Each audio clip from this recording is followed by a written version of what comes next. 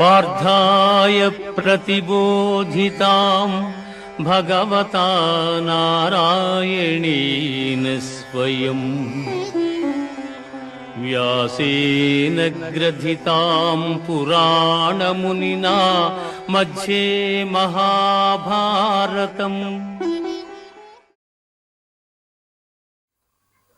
ನಮಸ್ಕಾರ. Cosmic society YouTube ಚಾನಲ್ಗೆ ಸ್ವಾಗತ. ಶುಭ ದಿನ. ಭಗವದ್ಗೀತೆ ಮೊದಲನೇ ಅಧ್ಯಾಯ 2ನೇ ಶ್ಲೋಕ.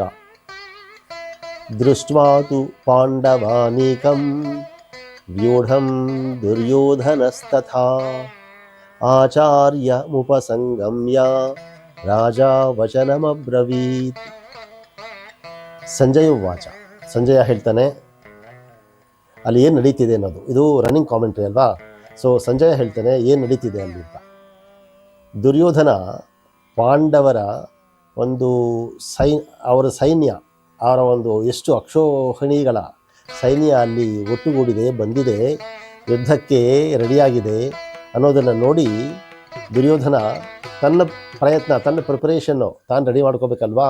ಹಾಗಾಗಿ ಏನಪ್ಪ ಮಾಡೋದು, ನಾನು ಯಾವ ರೀತಿ ಮುಂದೆ ಹೋಗಬೇಕು ಅಂತ ಯೋಚನೆ ಮಾಡಿ ಆಚಾರ್ಯ ಕಡೆ ಹೋಗ್ತಾನೆ.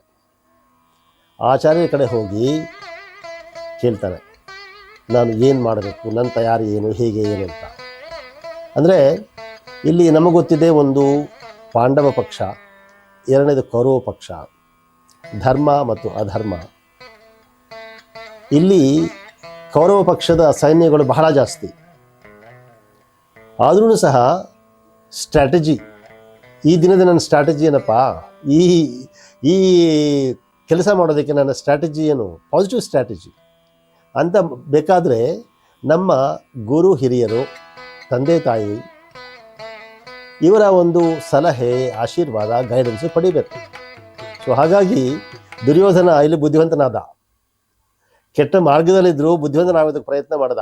ಹೋಗಿ ಆಚಾರ್ಯರನ್ನು ಕೇಳ್ತಾನೆ, ಈ ರೀತಿ ಅವರು ಪೂರ್ತಿ ಸಿದ್ಧರಾಗಿದ್ದಾರೆ, ನಾನೇನು ಮಾಡಬೇಕು ಅಂತ.